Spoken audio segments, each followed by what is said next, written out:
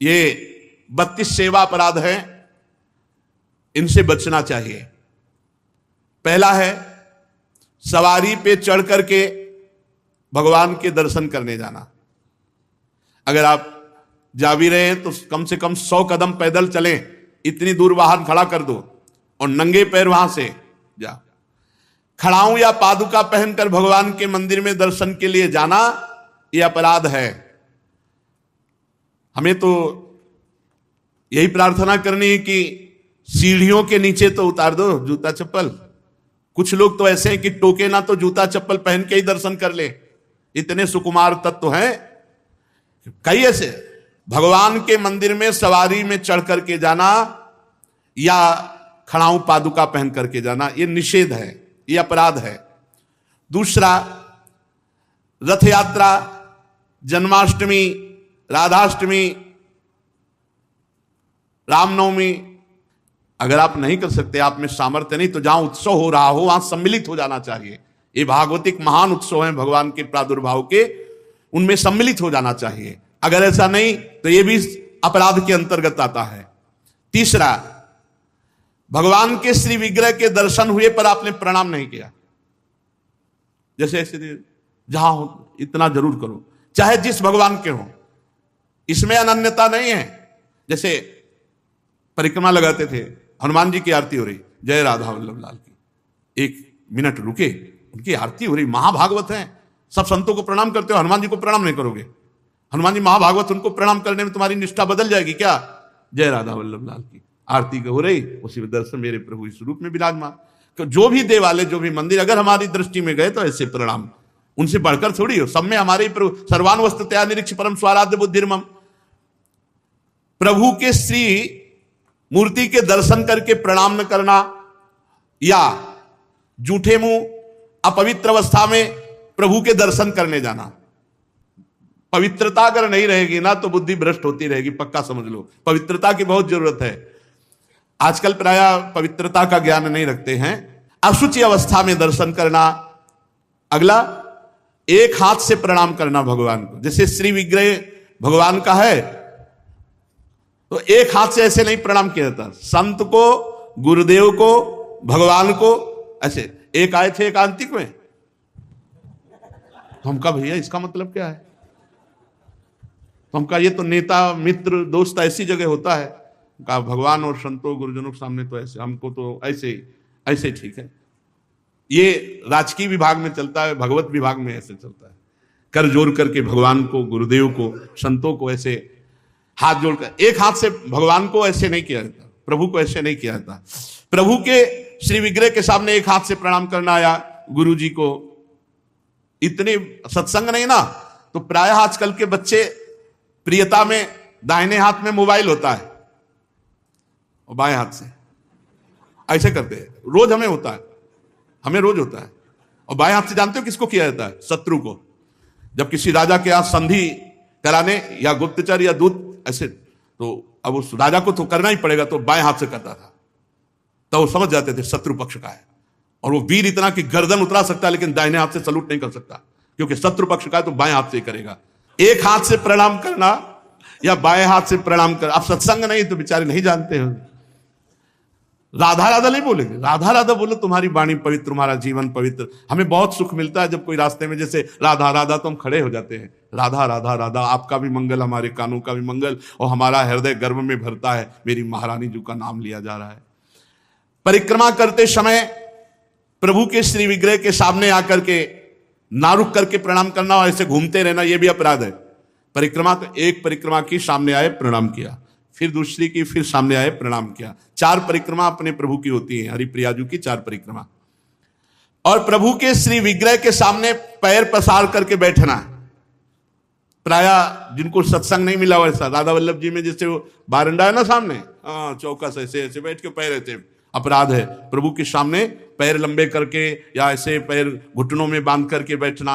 प्रभु के श्री विग्रह के सामने दोनों घुटनों को ऊंचा करके, उनको हाथ से लपेट करके प्रभु के श्री विग्रह के सामने ऐसे नहीं, या तो हाथ जोड़े खड़े रहो या ऐसे हाथ नीचे कर लो, मतलब एक सौम्य मुद्रा होनी चाहिए। यदि वहां खड़े हो, वैसे उचित तो यह कि जितनी देर खड़े रहो हाथ जोड़े खड़े रहो प्रभु के सामने।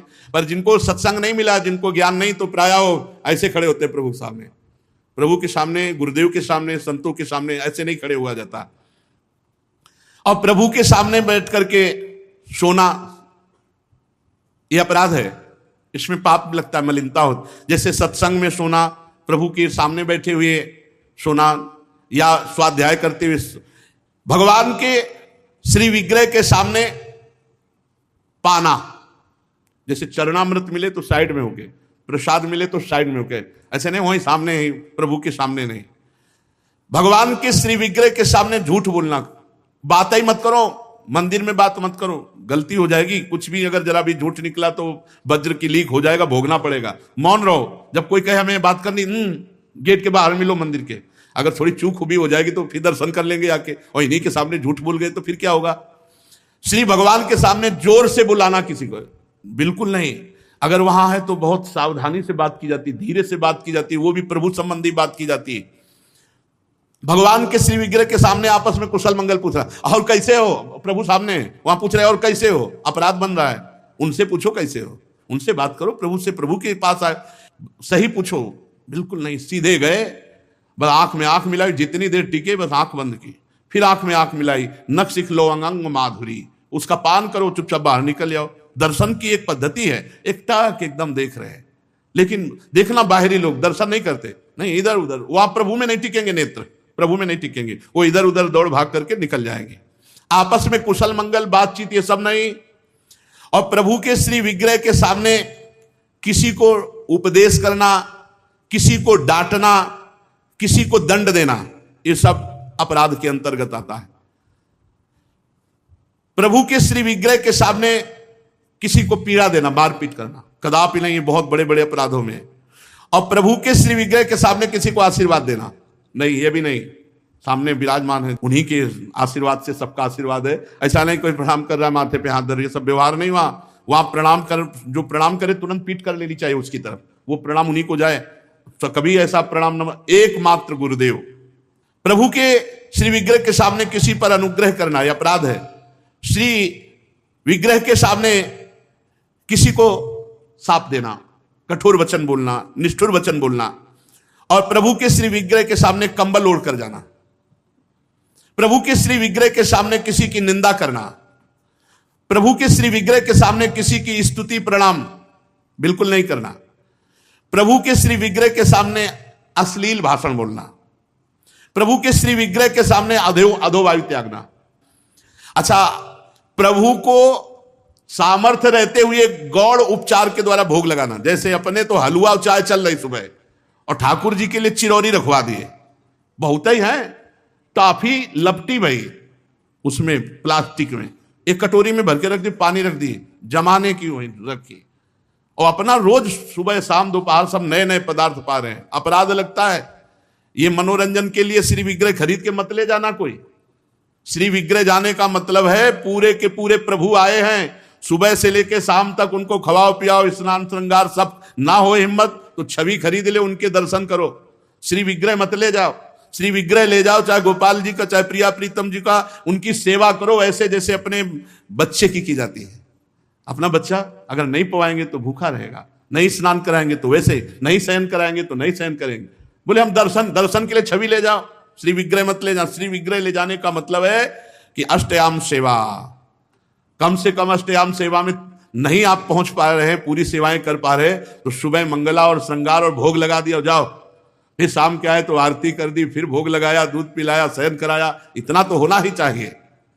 अब आप तो खाते हैं अच्छे अच्छे पदार्थ, तो ठाकुर जी के आगे प्लास्टिक में लपटी हुई टॉफी रख दी या चिरौरी रख दी।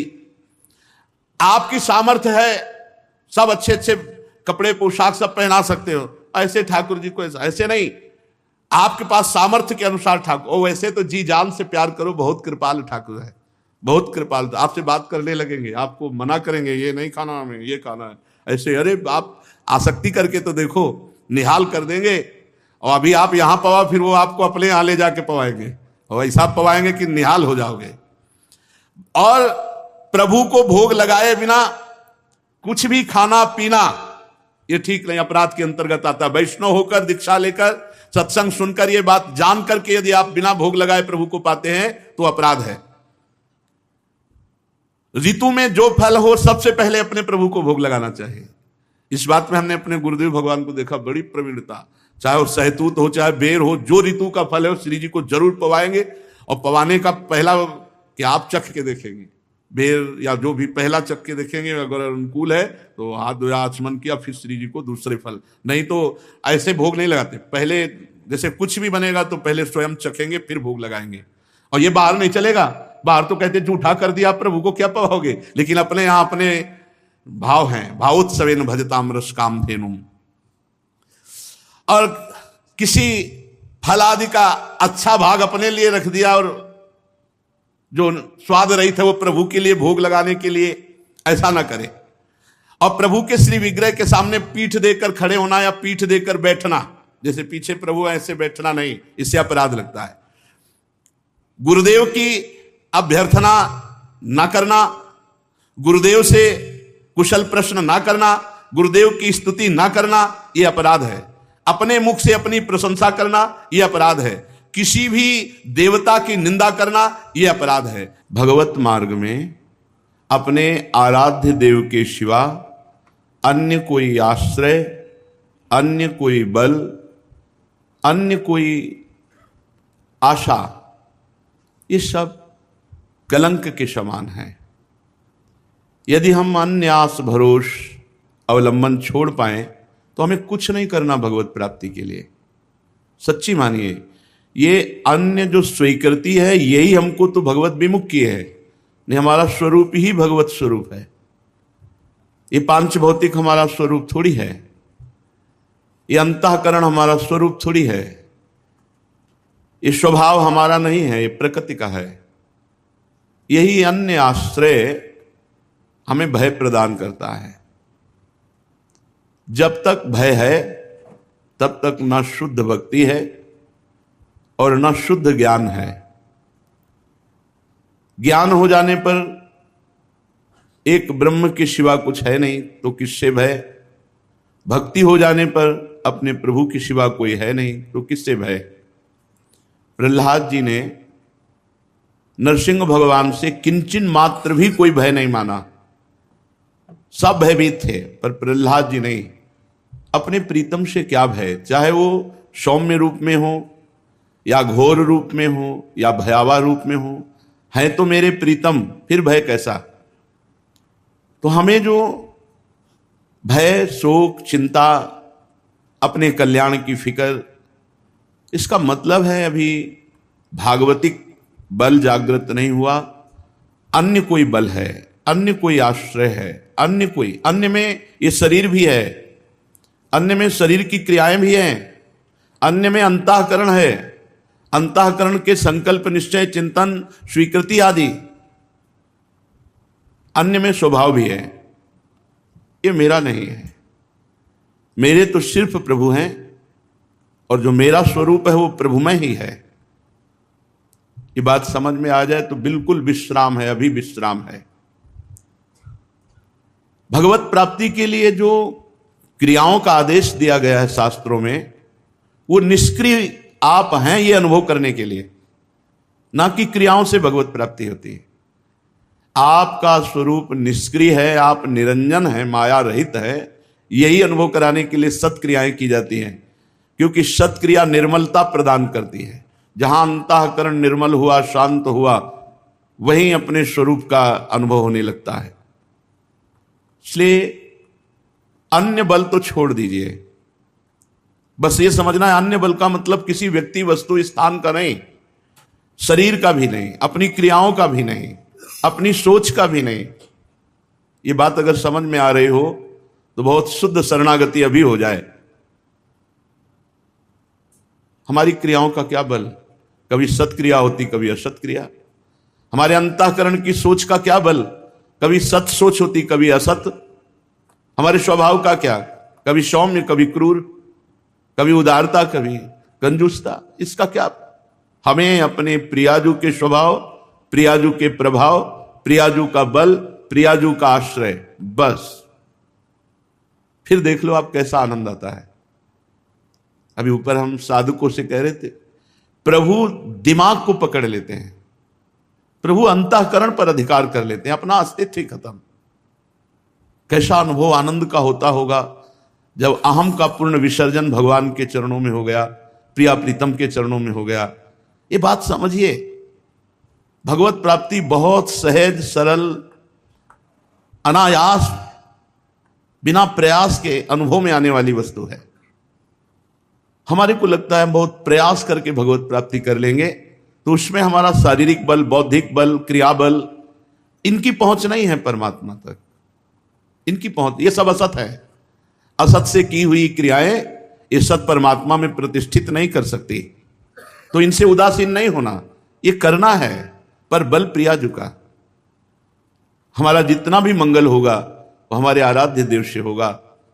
शरीर बिना क्रिया के नहीं रह सकता, इसलिए सत्क्रियाएं कर रहे हैं। इनका कोई हमें फल या इनकी कोई फलवृत्ति की आकांक्षा ऐसी नहीं है।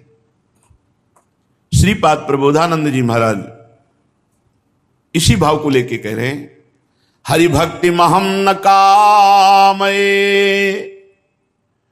मम मुक्ति ही प्रतिभाति सुक्तिवत नयने न निपीय राधिका रति कुंजई रति मंजुलम बनम। बहुत समझने वाली बात है। मुझे हरि भक्ति की भी कामना नहीं। हरि भक्ति महम न कामये, मुझे भगवान की भक्ति की भी कामना नहीं। मम मुक्ति ही प्रतिभाति सुक्तिवत, मुझे मोक्ष तो सीपी की तरह दिखाई दे रहा है, कुछ नहीं है, कोई सुख नहीं है। लो, अखंडानंद, ब्रह्मानंद, परमानंद, श्रीपाद को कोई सुख नहीं समझ में आ रहा। क्यों? क्योंकि महासुख में निमग्न है। कहां? खुद वर्णन कर रहे, नयने न निपीय राधिका रति कुंजई रति मंजुलम बनम। मेरे नेत्रों के सामने श्री प्रिया प्रीतम जिनमें विहार कर रहे हैं, श्री कुंज निकुंजे हैं, इसलिए मुझे ना तो मोक्ष पदवी, ये तो मेरे को सीपी के समान दिखाई दे रही, और ना हरि भक्ति की कामना। क्या है इसमें? ना हरि भक्ति की कामना है, ना मोक्ष पदवी की कामना। प्रायः दो कामनाओं में ही सतमार्ग में चला जाता है, मुमुक्षुता मोक्ष हो जाए या भगवान की विशुद्ध भक्ति आ जाए। और श्रीपाद कह रहे मुझे दोनों नहीं चाहिए। ऐसे ही हितजू महाराज कह रहे हैं, धर्माद्यर्थ चतुष्टयम विजयताम किम तद वृथा वार्तया सैकांतेश्वर भक्ति योग पदवी त्वारोपिता मूर्धनी। धर्म अर्थ काम मोक्ष, ये तो मेरे सामने बेकार की वार्ता है।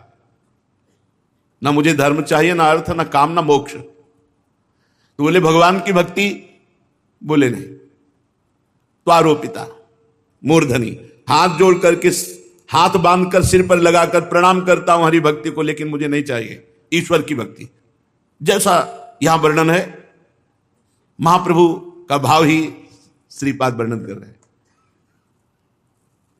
धर्माद्यर्थ चतुष्टयम विजयताम, ये विजय को प्राप्त हो संसार में, परमार्थ में, पर मेरे को नहीं चाहिए। मेरे सामने धर्म अर्थ काम मोक्ष की बेकार की वार्ता है। सैकांतेश्वर भक्ति योग पदवी त्वारोपिता मूर्धनी, ईश्वर की एकांतिक भक्ति को भी हम हाथ जोड़कर माथे पे लगा के प्रणाम करते हैं, हमें नहीं चाहिए।